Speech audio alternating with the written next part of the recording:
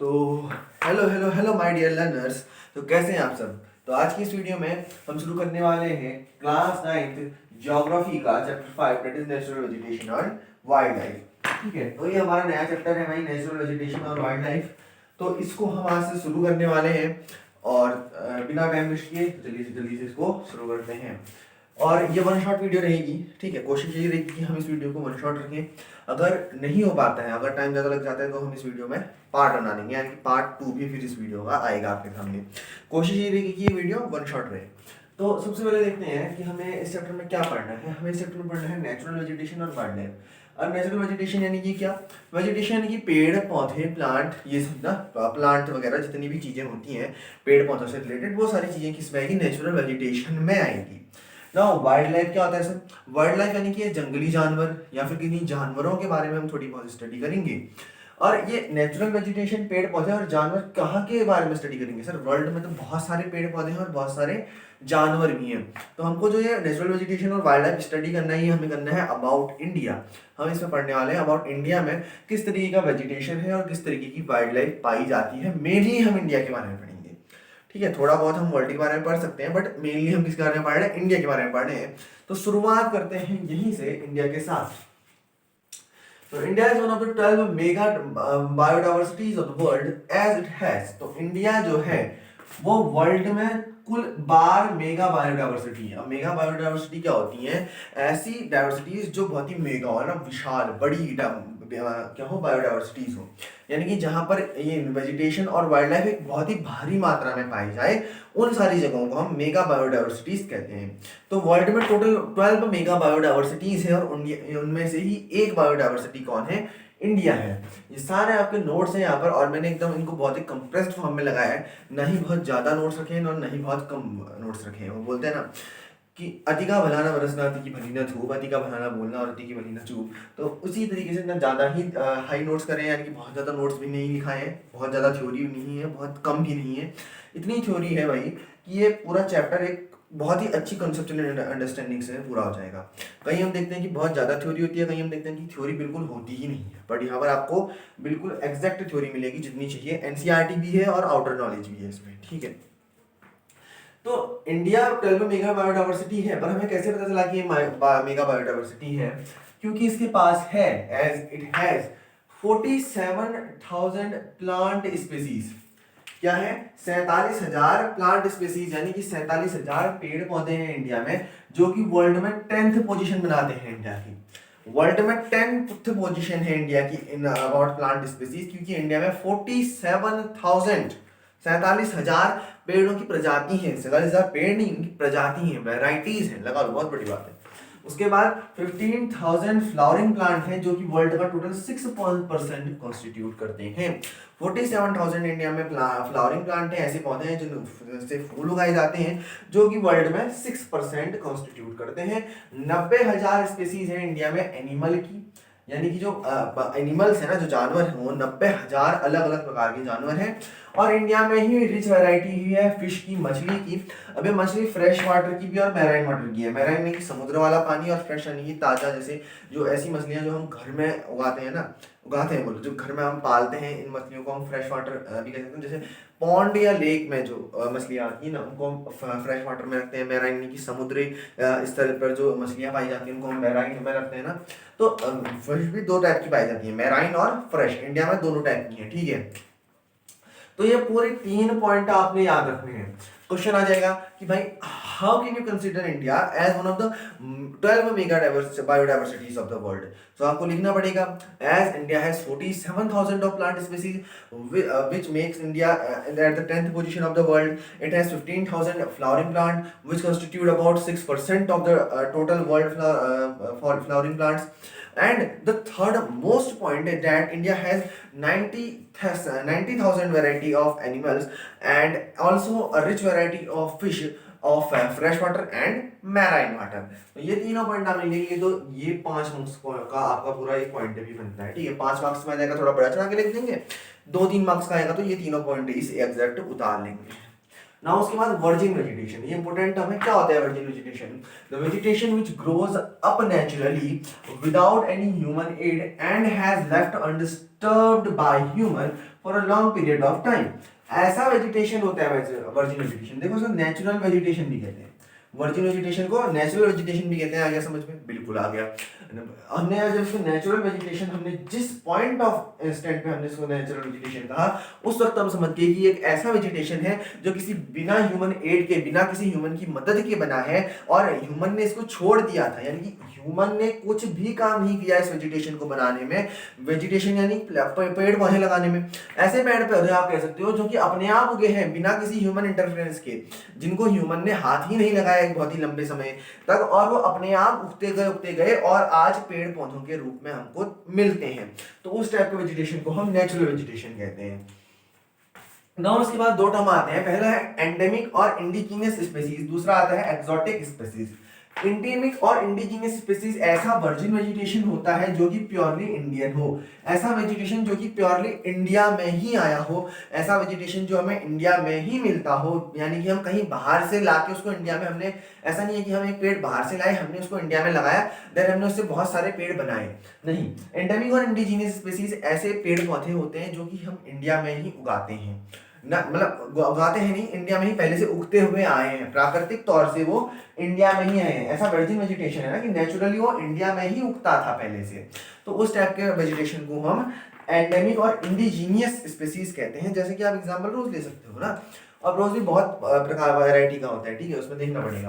दूसरा आता है एक्सोटिक स्पीसीज, तो species which came outside from India, ऐसी स्पीसीज जो इंडिया से कहीं बाहर से आए हैं ना। तो जैसे कि एक लिली वाला आपका यहाँ पर फ्लावर होता है ना, तो वो भी इंडिया के आउटसाइड से आया है। तो हम कह सकते हैं कि एक्सोटिक स्पीसीज ऐसी स्पीसीज जो हम कहीं किसी दूसरे देश से लाए, और हम लाए, हमने उसको उठा के इंडिया में लगा दिया, और उससे हमने देन अदर प्लांट बनाते गए उसकी वैरायटी का। वो नेचुरली इंडिया में नहीं हुआ था, हम कहीं दूसरे देश से लाए उसको और हमने इंडिया में लगाया उसको। तो उस टाइप की स्पीसीज को हम एक्सोटिक स्पीसीज कहते हैं। नोट कर लीजिएगा, इसको पूरा नोट कर लीजिएगा। Now the next one is flora and fauna, दो important term. What is flora now and what is fauna? क्या होता है फ्लोरा और क्या होता है फौना? तो फ्लोरा मतलब सिंपल इज दैट प्लांट, बस सर। फ्लोरा जहां पर भी आएगा मैं लिख दूंगा फ्लोरा मतलब होता है प्लांट, फौना जहां पर भी आएगा मैं लिख दूंगा होता है एनिमल। फौना मतलब एनिमल, फ्लोरा मतलब प्लांट, फौना मतलब एनिमल। तो फ्लोरा मतलब किसी भी मैंने पर्टिकुलर एरिया की फ्लोरा की बात करी, इसका मतलब मैं उस एरिया के प्लांट की बात कर रहा हूँ। फौना की बात करी किसी भी एरिया के, इसका मतलब मैं उस एरिया के एनिमल्स की बात कर रहा हूँ। तो यहाँ पर एक कॉन्सेप्ट क्लियर हो गया। अब जो फ्लोरा और फौना है ना, ये डिपेंड करते हैं अपॉन टू फैक्टर्स। तो फ्लोरा और फौना किसी भी जगह के दो फैक्टर्स पे डिपेंड करते हैं। दो फैक्टर क्या है सर?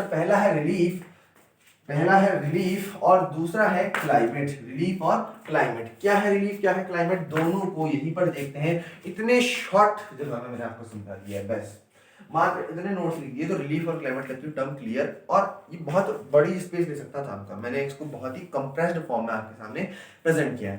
तो नाउ देखते हैं रिलीफ क्या है। तो रिलीफ आप समझने के लिए इसको ऐसा लिख सकते हैं रिलीफ को कि भाई रिलीफ है altitudinal structures on the surface of earth। Relief क्या है सर? एल्टीट्यूडनल स्ट्रक्चर है अर्थ के सरफेस पे। ऊंचे नीचे स्ट्रक्चर जो होते हैं ना, एल्टीट्यूडनल, ठीक है, ऊंचे नीचे जो स्ट्रक्चर होते हैं एल्टीट्यूडनल, ऊंचाई वाले स्ट्रक्चर जो होते हैं ना अर्थ की सरफेस पे, उनको हम रिलीफ में लाते हैं। जैसे पहाड़ है तो वो क्या है? रिलीफ है। तो altitudinal structure on the surface of earth can be considered as relief, ठीक है। थोड़ा सा यहाँ पर वो दिक्कत आ रही है ना, लोगों इसको क्लियर लिख देते हैं। एल्टीट्यूडनल क्लियर आएगा, ठीक है। एल्टीट्यूडनल स्ट्रक्चर जो भी होते हैं सरफेस पे। अब रिलीफ भी दो पार्ट में आता है, एक आता है लैंड, एक आता है सॉइल। डेफिनेशन याद करो, समझो क्या है चीज। अब लैंड और सॉइल सर दोनों को तो हम एक ही कहते हैं, यही मिट्टी है यही जमीन है। मिट्टी और जमीन में क्या कुछ अंतर होता है? बिल्कुल होता है। मिट्टी और जमीन दोनों अलग अलग चीजें हैं। जब आप लैंड की बात करेंगे, जब आप जमीन की बात करेंगे, इसका मतलब आप वहां के पहाड़ों की बात कर रहे हैं, इसका मतलब आप वहां के पठारों की, प्लेटों की बात कर रहे हैं, और प्लेन एरिया की बात कर रहे हैं। समतल एरिया भी सकता है। माउंटेन ऐसा होता है, प्लेटू इस तरीके का होता है, प्लेन एरिया ऐसा होता है। यानी कि आप माउंटेन की बात कर रहे हैं, प्लेटो की बात कर रहे हैं, प्लेन की बात कर रहे हैं जब आप बात कर रहे हैं किसकी? लैंड की। लेकिन जब आप सॉइल की बात कर रहे हैं तो नहीं, आप किसी स्ट्रक्चर की बात नहीं कर रहे हैं, आप सॉइल की बात क्यों कर रहे हैं? सॉइल का मतलब सिंपल इज दैट मिट्टी जिसमें पेड़ पौधे उगेंगे। तो सॉइल क्या होता है? सॉइल वेरीज अकॉर्डिंग है, ठीक है, according to area. Soil area के अकॉर्डिंग बदलते रहता है। जैसे कि सैंडी सॉइल सपोर्ट करता है कैक्टस को, और इन इंडिया मेनली कैक्टस कहाँ है? राजस्थान में है। तो सैंडी सॉइल ज्यादातर आपको राजस्थान में देखने को मिलेगी, ऐसा नहीं है कि और जगह नहीं मिलेगी ना, मिलेगी और जगह भी, लेकिन मोस्टली सैंडी सॉइल राजस्थान में है। तो हमने देखा कि किस तरीके से मिट्टी बदल रही है इंडिया में फ्रॉम प्लेस टू प्लेस। और उसके बाद डेल्टाइक सॉइल जो होती है ना, डेल्टा की सॉइल, वो सपोर्ट करती है मैनग्रोव्स को। क्या है मैनग्रोव्स? आगे बिल्कुल पढ़ने वाले हैं इसको, आगे बिल्कुल ही हम इसको क्लियर करने वाले हैं। तो इतना क्लियर हुआ।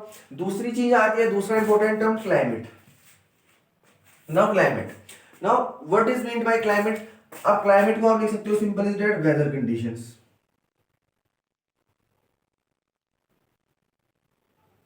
ठीक है, पहले पढ़ा है हमने ना, it is the sum of total weather conditions of an particular area over a long period of time ना, observed over a long period of time more than 30 years. 30 साल से ज्यादा आप जब किसी पर्टिकुलर एरिया के वेदर को जज करते रहते हो तो आप उसको वहां का क्लाइमेट कंसीडर कर देते हो। तो ये क्या है? Weather condition all is that ना। तो क्लाइमेट तीन चीजों में डिपेंड करता है। पहला है टेम्परेचर, दूसरा है फोटो पीरियड। फोटो पीरियड यानी कि सनलाइट, जिस टाइप का सनलाइट होगा उसी टाइप का टेम्परेचर भी होगा, बट दोनों केसेस अलग अलग हैं। पहला टेम्परेचर, दूसरा फोटो पीरियड जिसको हम सनलाइट भी कह सकते हैं, ठीक है, सूर्य की रोशनी जो आ रही है। तीसरा प्रेसिपिटेशन। अब मेनली प्रेसिपिटेशन की बात हम यहाँ पर क्लाइमेट में रेनफॉल में कर रहे हैं। प्रेसिपिटेशन मतलब आप स्नोफॉल भी ला सकते हैं, बट अब जब हम क्लाइमेट की बात कर रहे हैं तो हम यहाँ पर रेनफॉल की बात कर रहे हैं, खासकर इस चैप्टर में। क्यों सर? प्लांट हो रहे हैं तो प्लांट का स्नो से कोई मतलब नहीं। प्लांट रेनफॉल होगा, जितना ज्यादा होगा उतने ज्यादा प्लांट भी होंगे। तो टेम्परेचर क्या है? टेम्परेचर अकेला नहीं, temperature along with humidity. Humidity क्या है? Amount of water vapour present in the air. मतलब हम कह सकते हैं कि जितना ज्यादा पानी की जो वाष्प होती है, जो भाप होती है, वो एयर में प्रेजेंट है, उसको ह्यूमिडिटी कहते हैं, जितनी नमी हवा में प्रेजेंट है। दूसरा है सॉइल, मिट्टी, जो कि अभी हमने अब भी पढ़ा है। सॉइल यहाँ पर क्या होता है? सॉइल ना, सॉइल क्या होता है? जिसमें प्लांट होंगे। तीसरा प्रेसिपिटेशन के साथ मिलके ये टेम्परेचर वेरी करता है। Now this is the one of the most important table, इसको याद कर लेना। क्या है? पहला ट्रॉपिकल टेम्परेचर के अकॉर्डिंग में हम चार भागों में डिवाइड करते हैं रीजन्स को। पहला आता है ट्रॉपिकल, दूसरा आता है सब ट्रॉपिकल, तीसरा आता है टेम्परेट, और चौथा आता है एल्पाइन वेजिटेशन। तो जो ये ट्रॉपिकल है, ट्रॉपिकल जो भी वेजिटेशन आपको मिलेगा ये अबाउट 24 डिग्री सेल्सियस में होगा। सब tropical 17 degree Celsius to 24 degree Celsius के बीच में आपको मिलेगा। टेम्परेट वेजिटेशन आपको 7 डिग्री सेल्सियस से 17 डिग्री सेल्सियस के बीच में मिलेगा। एल्पाइन वेजिटेशन आपको 60 डिग्री सेल्सियस से नीचे के टेम्परेचर में मिलेगा। अब ट्रॉपिकल में जो टेम्परेचर जो अबव है, ज्यादा ही है 24 डिग्री सेल्सियस से, तो यहाँ पर कोई भी फ्रॉस्ट देखने को नहीं मिलता, यानी कि कहीं भी ठंडी वंडी ना, जैसे कहते हैं ना बरसात वगैरह ठंडा हो जाता है, तो ठंडा नहीं होता है इस रीजन में ट्रॉपिकल वाले। सब ट्रॉपिकल में रेयरली फ्रॉस्ट हो जाता है, कभी कभी ठंडा हो जाता है सब ट्रॉपिकल में। टेम्परेट में फ्रॉस्ट तो होता है। टेम्परेट क्या है? 7 से 17 डिग्री सेल्सियस के बीच में। सर ठंडा तो होगा इस रीजन में, लेकिन कभी कभी क्या होता है? स्नो भी दिख जाती है, बर्फ भी दिख जाती है। जबकि एल्पाइन वेजिटेशन जो कि हमेशा 60 डिग्री सेल्सियस से नीचे रहता है, वहां स्नो देखने को मिलती है। एल्पाइन वेजिटेशन में आपको बर्फ बहुत देखने को मिलेगी ना, क्योंकि टेम्परेचर बहुत कम है। दूसरा फोटो पीरियड और सनलाइट। तो फोटो पीरियड डिपेंड करता है कुछ फैक्टर्स में, सच एज लैटिट्यूड। देखो लैटिट्यूड क्या होता है? इमेजिनरी लाइन से हम सब पढ़ चुके हैं। एल्टीट्यूड भी वही चीज है सर। लैटिट्यूड और एल्टीट्यूड के अकॉर्डिंग तो फोटो पीरियड डिपेंड करता है। ये इक्वेटर में सबसे ज्यादा होता है फोटो पीरियड, ठीक है। दूसरा सीजन, सीजन कौन सा है? गर्मी का सीजन है तो भाई ज्यादा है फोटो पीरियड, ठंडी का ज्यादा है तो ज्यादा है, और गर्मियों में है तो कम है ना। उस तरीके से हम यहाँ पर फोटो पीरियड को भी एडजस्ट करते हैं। चौथा ड्यूरेशन ऑफ द डे, भाई कितना लंबा चल रहा है डे ना, दिन कितना ज्यादा है। अब एक चीज बता दूं, यहाँ पर एक छोटी सी चीज लिखी है मैंने, शायद आपको दिख नहीं रही होगी, आप इसको नोट कर लीजिएगा कहीं एक जगह पर, कि the more is the photo period the more the dense vegetation. या फिर हम जितना ज्यादा फोटो पीरियड होगा उतना घना वेजिटेशन होगा, उतना घनत्व वाला वेजिटेशन होगा। जितनी ज्यादा सूरज की रोशनी पड़ेगी उतने ज्यादा पेड़ उगेंगे। क्यों? क्योंकि पेड़ उस रोशनी से फोटोसिंथेसिस करेंगे, जिसकी वजह से वो अपना फूड गेन करेंगे। तो the more the photo period the more dense vegetation we can C.